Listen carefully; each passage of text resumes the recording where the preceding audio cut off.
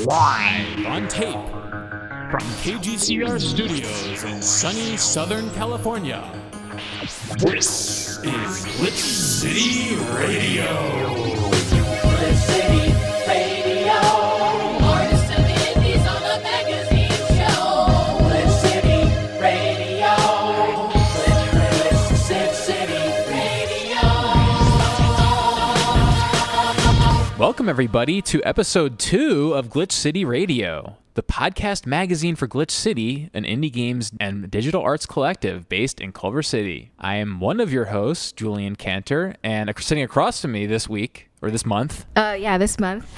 We're, deep into the fall. The It's getting cold leaves out. are turning colors. They're falling from the trees. And here we are, back for another great episode. My name is Jamie Jo Pereno. I'm your second host. And with us today are our two awesome guests, Ben and Levi. Ben, would you like to introduce yourself? Hey, I'm Ben Esposito. Ben, wait, hold on. I know you were on the last episode. I was, yeah. I got interviewed by Jamie, actually. It was such a successful interview, we decided that Ben would be great to have back here today. So we called him up after the last release, and you liked the way that it turned out with all the editing and stuff. I actually came to recant a lot of the statements that I made. Oh, okay. Really? After the Twitter blowback that happened. I know, there was a lot of pushback, so I kind of wanted to see if I could edit the first episode so that I sound better. You want to do a re-edit of that episode? Mm-hmm.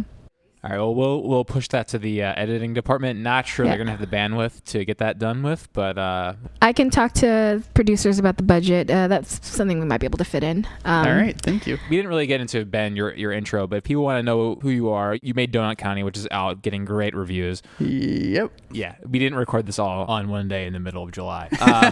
Nope, not at all. No. Glitch City. Glitch. Anyway, but let's get to Levi. Levi, you're also on the panel today. Hello. I want to get your intro in. All right. Well, I'm Levi Rohr. I'm an interactive artist, and I run a game studio called Sunday Month. Sunday Month. Just trying my It's best kind of a here. brain teaser. It's a weird name that we chose like 4 years ago, very late at night, February 23rd, 2014 at 8 p.m. Whoa. Was that a Sunday? It was probably not. I'm not actually sure. Wait, where did it come from? I really like they're idioms in a way, like an old broom knows where the dust is sort of thing. Whoa. But there's also a What? phrase. I'm lost. There's just phrases that pass down through generations. Right. But the name Sunday Month comes from I haven't seen you in a month of Sundays, Whoa. which means I haven't seen you in an extremely long, boring period of time. I'm trying to do the math. Would that be 7 months? A month of Sundays would be... It's like a slow day. It's a day you don't work. Oh, right. It's a day of rest. See, I was thinking like I haven't seen you in a month of... But I think it would be more than 7 months. Anyway, let's get on with the show. This is running long.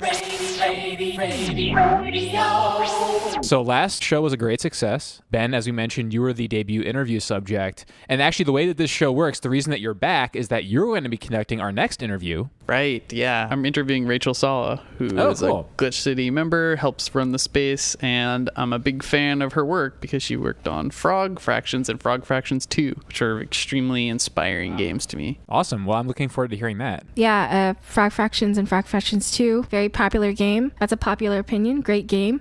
Speaking of opinions, popularity, we here at Glitch City Radio try to tie our episodes together with a theme. And the big reveal, the theme this month is, Julian? Unpopular opinions. Unpopular Whoa. opinion. Saying Frog Fractions, as you said, that's a popular opinion. Right. Right. That's great, but that's not relevant for today's theme, which is unpopular opinions. Right. So is that like opposite day? Like I have to say I don't like Frog Fractions? You shouldn't have said I mean, it. we'll be honest. No matter what, we're not really going to be, doing some comedic bit for this show. We're going to be honest no matter what. We're just Right. trying There's to no structure bit it. here. Right. No. All right. We don't play Okay. characters. I'll abide. No. So anyway, that's a great transition last Right. month. I'm just going to say it that way every time for the rest of the show's history because we did that one show. Anyway, let's go into our next segment, but first let's take a quick break. Today's episode is brought to you by Glitter Mitten Grove, a land of enchantment, whimsy, and resource management. Sow the fields with special seeds. Pick berries for your winter needs. Collect sparkles to light up the night. And light Fribblesham fireworks for happy delight. Developed by Mostly Tiger Proof and published by Adult Swim Games, Glitter Mitten Grove is available now for your personal computer. Come join us in a fairyland full of strange adventure. Glitch City. City. And we're back. Did you guys enjoy that commercial? Our interns in the marketing department worked really hard on that commercial. They could have done a little bit better, but I thought I it was, for interns, it was pretty Yeah, good. that's what I thought. I mean, We have them for a semester at a time. They get a grade. We decide if we want to keep them on part-time, whatever. last month we had to cycle through those. Actually, It's a real I don't want to get into bureaucratic that story. process. Kafkaesque. It's important to thank them before you say goodbye. So anyway, let's get into our unpopular opinions. I'm ready. Should I start? Yeah, go for it. Yeah, I think, Julian, it's all you. I think that people in game development should not crunch. Whoa, hold on a minute. Wait. Whoa. That's an extremely spicy take, but Yeah. I'll hear you out. Give me your argument. I think that in order for people to work at peak capacity and to do a good job, they should not be sleep deprived. Really? Have you been not crunching, and has it been successful for you? I have not been crunching actually, yeah. And it's been okay. So you're like a tentative advocate of not crunching? I just think it's such an unpopular opinion that's why I have to put this strong stance Okay. forward. I see. Right. You like to root for the underdog. Yeah. Right. I think this would have been funnier if I hadn't pointed out the thing earlier. You did about, it's a the bit. opposite day joke? Yeah, It's yeah, kind of an we did the opposite opposite day. day thing Well, already. Right. we're already doing the opposite day of the opposite day. It's metatextual. Jamie, what's your unpopular opinion? I have a very extremely unpopular opinion. My unpopular opinion is that popularity is overrated. And to prove my point, I want us all to take a vote right now. Which opinion, Julian's or mine, is more unpopular? Vote. Which one's more unpopular? See, I might be losing the script here. I'm losing track of where we're headed. So are we going to talk about actual unpopular opinions or what? I just want to, give it to people straight. Yeah, cut the BS. We've been very circuitous about our unpopular opinions. Okay. Yeah, I think there's a legitimate conversation around crunch because I do know in certain circles, like I think it's more popular depending on like what sector of the industry you engage with. Yeah, in general, you're probably right that it would be considered an unpopular opinion in the industry at large. I think within our community, it's clearly a very popular opinion to not crunch. Well, yeah, it's a popular opinion to not crunch, and I think people who do crunch still say outright that, like, yeah, crunching is terrible, you should never do crunch, but they still end up doing it. I think it's like do as I say, not as I do. Yeah, I think for me, it's like when I'm getting towards a deadline, I have like a mad scramble of productivity, which is kind of leads to my self-imposed crunch. This is when I'm working on my own stuff. Right. I think crunch is bad when someone forces you to do it across the board. I think everyone could agree that like being told to do it is like unacceptable. I think in a lot of ways, I define crunch as it's being done for other people. You don't crunch on your own behalf. Yeah, no one crunches on their own behalf. That's like, if you're an artist and you just like are in the zone and you're just creating. Like I think that could be considered crunch under a different context. That would be more of a work-life balance issue. Definitely. I mean, isn't that like the question at the end of the day? Work-life balance. How much of your life should be your work or like even game development in this I think context? life. I mean, go 100% life. Those are unpopular opinions. You're for pro yourself. I'm pro-life. Oh, that's No, a don't- popular. Don't clip that. unpopular Don't clip opinion. that, people. We'll fix that in post. Now we actually got one actual unpopular opinion onto the show. That's great. Hey, we're doing it. I think the popularity one is actually worth exploring on some level. Right. Popularity is overrated is a unpopular opinion. Let's parse that. Agree, yes or no? Dude, let's simplify this. This is like the, everything I say is a lie. You can't believe what I'm saying right now. They're two brothers. Right, One of them yeah. always tells the truth. I don't think it's an unpopular opinion because I think I've heard people say that before, that popularity is overrated, right? You've heard that before. Everyone right? hears it.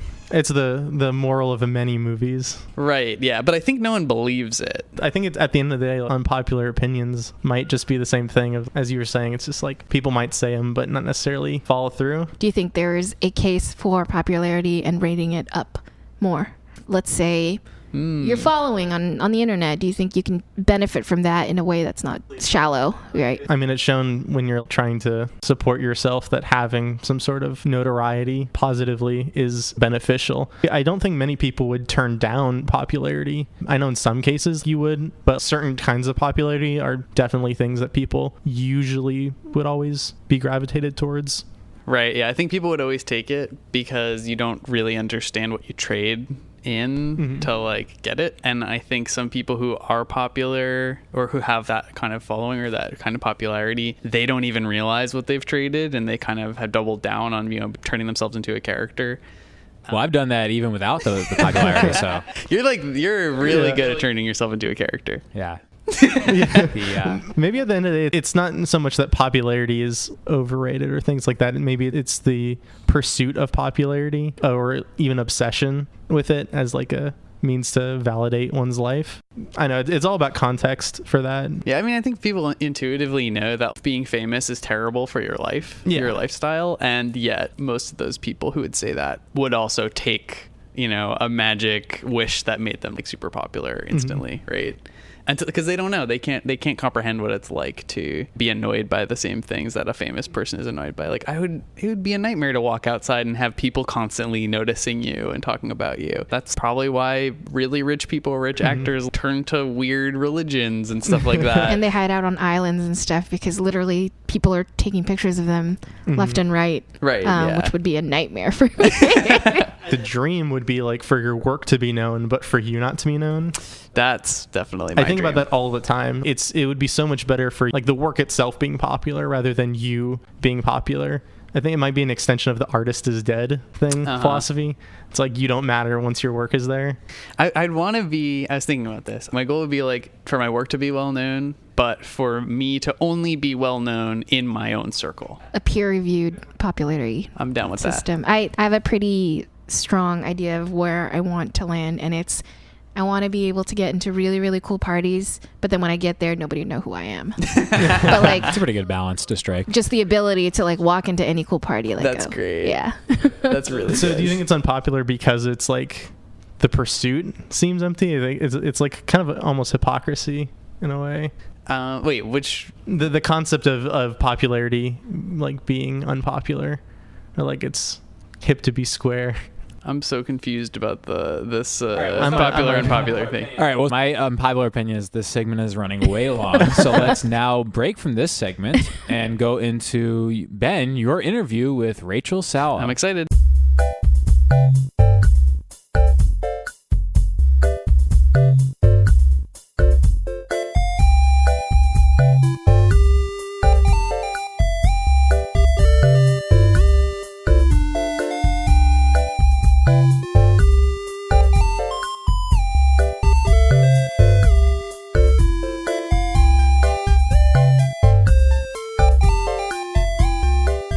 This is Ben Esposito. I'm here to interview Rachel Sala. Hi, Ben. Thanks for having me. Oh, it's my pleasure. Can you give a little bit of intro about yourself? I am a longtime indie developer. I've been doing this for roughly 7 years now. I'm mostly well known for working on and making Frog Fractions 1 and 2. Also, more recently worked on Dream Daddy, along with some miscellaneous projects. I've been a member of Glitch City for about 3.5 years now, and I've been helping manage the space for about 2.5 years. Do you like Glitch City? I do. I like it a whole bunch. That's why I'm here on this fine day. We're here in this dank corner on this very fine day. Yeah, it's a beautiful day. I could be at the beach right now, but instead I'm recording a podcast with you. Wow. Thank you for your sacrifice. I'm very noble, I know. And also, I just purchased a bunch of nice new chairs. Ooh, yeah, the space has a bunch of new chairs. Yeah, and now we can sit more comfortably in an elegance as opposed to these like weird dumpster chairs we have. I'll miss it a tiny bit, but then... Yeah, well... Okay, so I wanted to ask you some questions, and also there's a few things I know about you that I think people listening to the podcast probably don't. So I want to dive into your background and how you got started and involved with indie games. How did you end up working on your first game project? So back in 2011, the economy was pretty bad. I was a new graduate, and I had gotten fired from a really terrible telemarketing job. Ooh. And I was like, I have not really great skills. I'm going to try to teach myself some web programming so I can maybe be like a web developer and not be a telemarketer. Did you have any idea that you might do games, or was this purely just trying to find a job? Someone had told me like the best way to learn to program is make a game because it has a concrete result and you're like, okay, I'm done now. And I was like, great, I'm gonna learn some like HTML5 animation and make a game. I'm gonna make a missile command clone, but missiles and asteroids are boring. I like frogs and bugs, so I'm gonna make it with frogs and bugs. So is this the origin of Frog Fractions? This is the origin of Frog Fractions. So I was working on this. I was like, this is a bad game, actually, and I really have no idea what I was doing. So I got in touch with Jim Crawford, who is my old roommate's older brother, and we kept in touch after I graduated. And I was like, hey, Jim, you want to make this game with me? And he's like, yeah. We like made it in like a week, and it was still bad. And we're like, what if we just kept adding to it?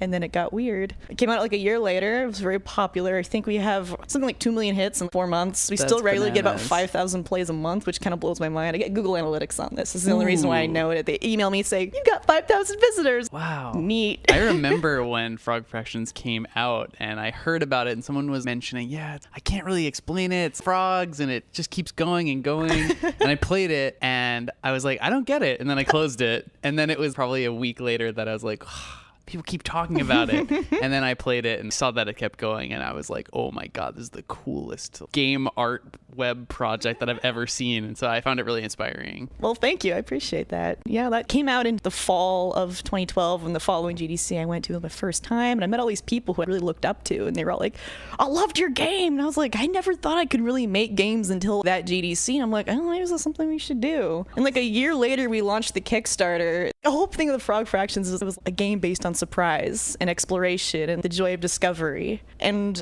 to make a sequel to that, we can't really make a literal sequel to Frog Fractions. And we made this Kickstarter with the premise that we're going to make a sequel-ish, same people, but we're not going to tell you what it's called or when it's coming out. And if you trust us, back the game. If you don't trust us and you think that sounds like a scam, that's fine. We understand, and hopefully you'll play it when it comes out. We got backed. We went to a bunch of publishers with this premise, and Adult Swim picked up the idea. We worked on it in secret. For us, it was roughly 3 years, and it came out December 2016, and people found it, and they're like, you did it. I'm like, we certainly did. We made a total mystery game.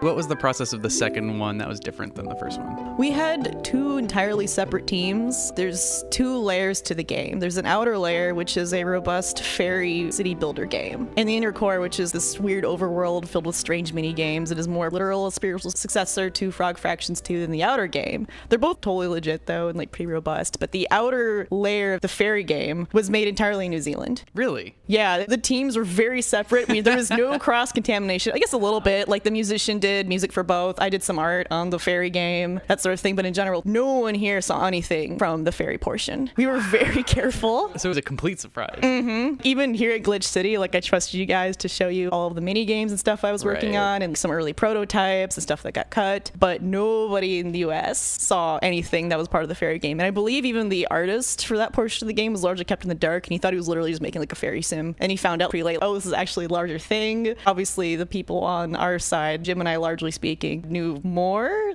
What was it like working on a project where you had this level of secrecy involved? Was it stressful? Did you feel like you had a lot of interesting stuff that you were ready for people to see, or were you scared that people would never see it? Oh, I was definitely scared about some parts of it. It was definitely a stressful project to work on overall. I couldn't tell anybody what I was doing or what I was learning, and I was like, oh, I can't show what I did this week.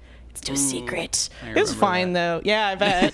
It's like, wow, this is the most dedication to a joke I've ever seen. I appreciate that. Thanks. Now I'm like almost the other extreme, though, where I'm so used to keeping it secret. I don't know how to talk about projects I'm working on. And only in the last like month or so for my current project, I'm like, I can make a GIF of what I'm doing and put it on the internet. Well, that's a lot of responsibility. It is a lot of responsibility. I'm getting the hang of it, of talking about what I'm working on. I will say one advantage, though, to working on Frog Fractions 2 is that people be like, can you tell me about Frog Fractions 2? And I just make up a scenario. And You just lied to everyone. well, I think they knew I was lying to them. They were in on the joke. Oh, they don't really okay. want to know about Frog Fractions 2. They just like asking about that. That's interesting. It's like the first crowdfunded meme, you know? Like, is this Frog Fractions 2? If anything's like weird or unknown or indescribable, that was the meme. You'd saw it Right. everywhere. One thing I used to really say was, well, at the end of Frog Fractions 1, you ruined the economy of Bug Mars, and you have the responsibility of fixing the economy and then try to run for re-election.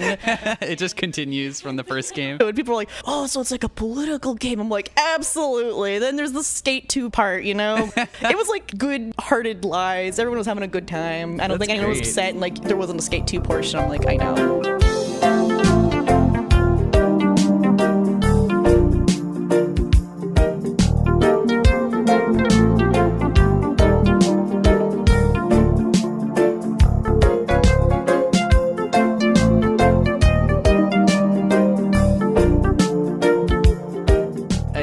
Find that having done a few joke games with various success online, the aspect of people feeling like they're in on the joke feels to me like one of the most important things you can do, because people are very sensitive to getting duped. Absolutely. What kind of stuff did you do to make people feel like they were in on this massive joke that they had no information on? One of the things I started to do is I would make fake screenshots where I'd take screenshots from famous games, and it was very obviously from a famous game, and I'd carefully Photoshop a frog into it. An example is I got a picture from Ocarina of Time and replaced Link's head with a frog head and pixelated it a lot so it fit in more or less. And I did it with a lot of games. And I'd be like, oh, look at this new level. It's a sneak peek, guys. Ha ha. You know, like make ridiculous hashtags. And some people loved it. Very into it. Some people also got upset though. Really? Specifically with the Ocarina of Time one, someone was like, I believe that's a photo of Link from Ocarina of Time. I'm like, well, thank you for telling me that. I didn't know. You have a really good online guy voice. Thank you. Extremely online. I have to do it sometimes.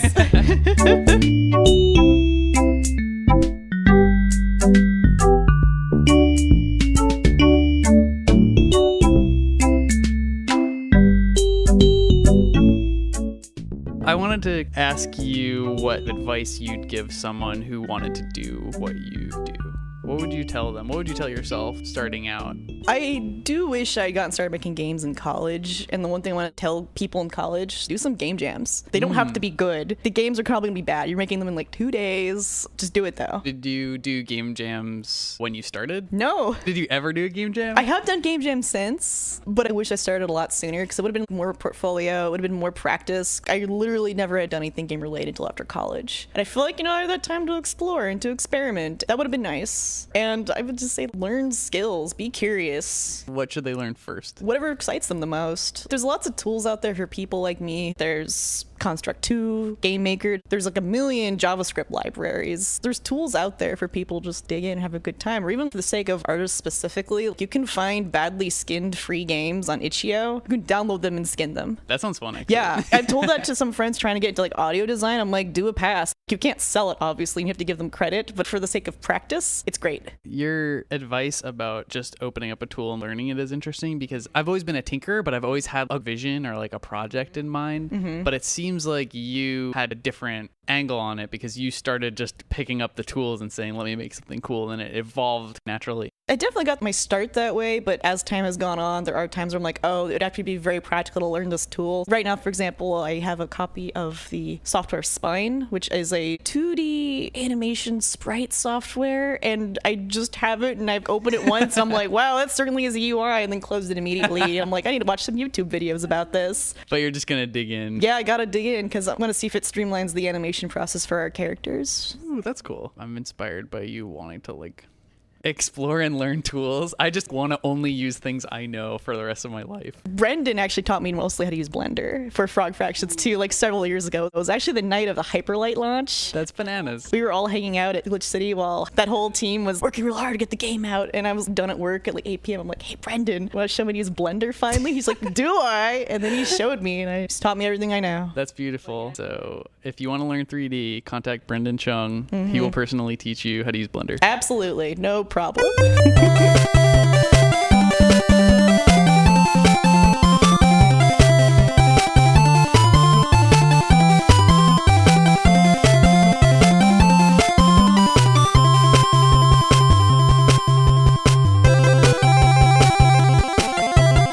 How do you get started during the day? I try to have a morning ritual, okay, time to get up, time to go to Glitch City and work and not be lazy and lie on the couch or something. Make coffee, drink it. Classic. This is an important step. It's easy to make coffee and not drink it. I've done that a lot, yeah, and it gets cold. Yeah, it's no good. Pack lunch. I've been trying to go for a walk in the morning as well. Bicycle over, or a drive, and I'm just here. And usually I'll like screw around on Twitter for a little while, Facebook, look at my email, open up Twitter tabs like 4 more times in a row by accident.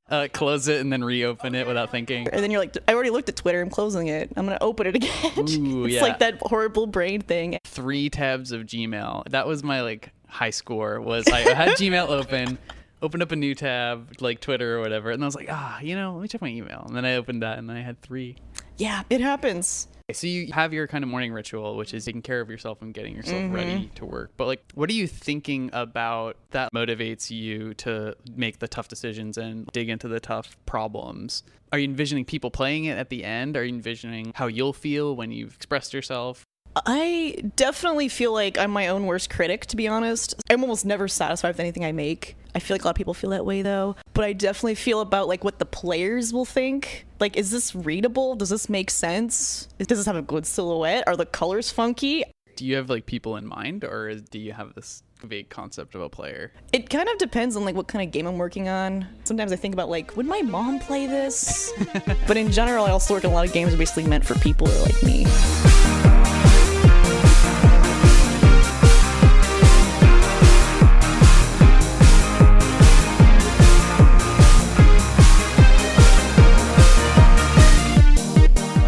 What part of the game development process gets you most excited? I really love the moment where it comes together in any sort of form. I largely work as an artist. For my current project, I'm mostly doing 2D animation, illustration, assets, UI, and I sometimes can't implement them on my own, but when the programmer does, and I can see it and play it, I'm just like, oh, that's the moment. What's the difference between you having the art, seeing the animation, and seeing it in game? Because it's the same thing. It's just the animation moving on the screen. What's that threshold? For me specifically, it's when I hold a controller and I hit a button and the button does something with my art. That's like real special. I don't know why that is. That's like the magic of video games. That's it. I press a button. I'm like, that's a particle effect I made today. Look at it goes pop, pop, pop, or whatever. That's so good. It's very satisfying. What do you find most challenging about what you do? I would say it's staying focused and motivated. To some degree, motivation does not exist. What do you mean? Discipline. Discipline exists. Discipline. Motivate. I never want to do anything. Like, if you could ask me, like, what do you want to do right now more than anything in the world? I'm like, I want to lie in bed and, like, drink a beer. I don't even want to watch TV. I just want to, like, Doesn't matter what time it is. yeah, it doesn't matter time of day. But it's like, that's not interesting or fun. You only live once. Let's make something out of it. That high of, oh, I made something. It's great and people like it. That's what we're all seeking to some degree. At least I am.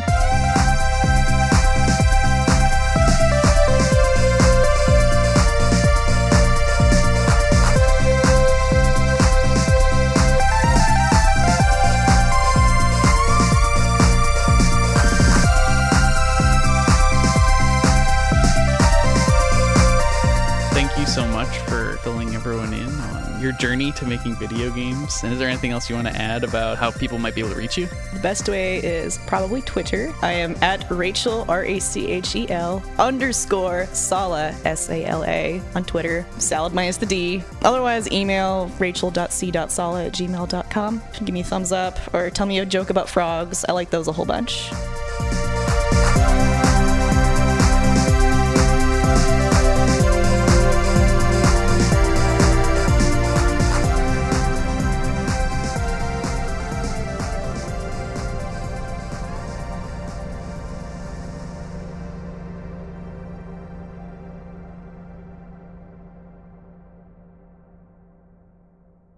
Glitch City, Glitch City. And we're back.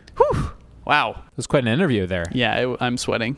What did you find most interesting about your conversation with Rachel? I was really interested in Rachel's path to making a game because it went from that kind of like aimless noodling to like, oh my God, there's this project that turned out really, really amazing. And I've never had that experience creating something. Everything I've done has been very like, I already had the vision and now I'm trying to execute on it. And, whenever I noodled, it never turned into anything. So I don't know, like, if you guys have had that experience or if you are more like Rachel, so I'm kind of curious. So the last game I worked on and the game I worked on in between finishing that one and starting that was sort of like an organic collaboration with a programmer, which I really, really enjoyed. It was like, cool, we have this one thing. Now let's make some art. Now from the art, let's make a gameplay decision, and then we'll develop it into characters and a story and environment and stuff. That's cool. Moving it, like kicking it down the road that way. I've done certain tinkery projects like that, and what I find most interesting about that specific process is it's almost like you're kind of letting the thing you're creating just kind of emerge naturally. It's going to be what it's going to be. Like it knows what it wants to be naturally based on where your head's at, and you just kind of have to go along for the ride. So like you're listening to it as it's being made, and it's telling you like, oh, I'm going this way. Yeah, that has never worked out for me necessarily, as in that's like the whole process, but I've done little experiments here, and it really is interesting to see. It's almost like a more freeing process when you've done longer term things. Yeah, I find that noodling and having something come out of it has gone pretty well for me. You know, maybe some concept has kind of come out of a prototype that I've made, but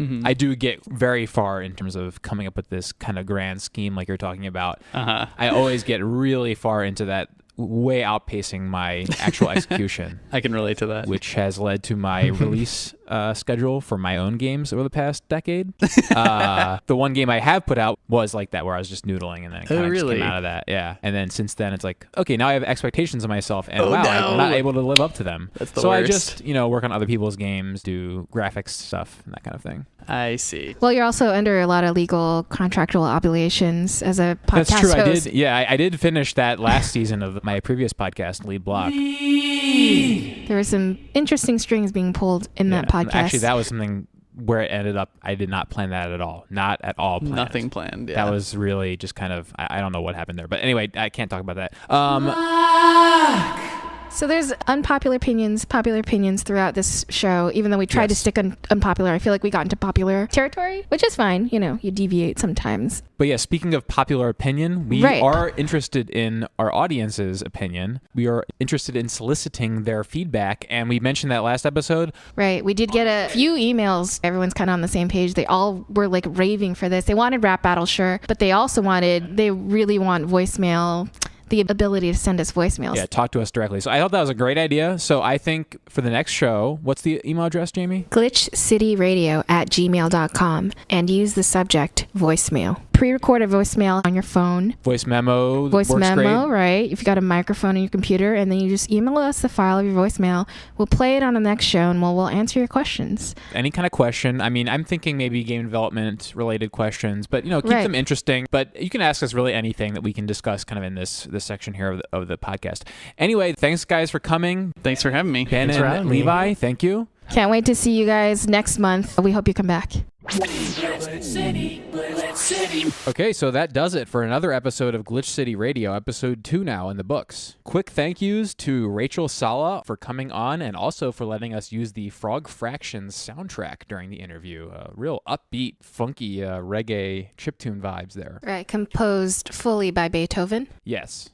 That's verified information. And thanks again to our panelists. Levi Rohr, Dad Quest, is out now on Steam, along with other Sunday month joints. And Ben Esposito, as listeners to last month's episode know, Donut County is out now on PS4, PC, and iOS. Any final notes before we head out, Jamie? Yes. If you're listening to us on iTunes, SoundCloud, or YouTube, and you don't already know, you can get early access to every episode a whole week in advance on our Patreon feed. Patreon.com/glitchcityla.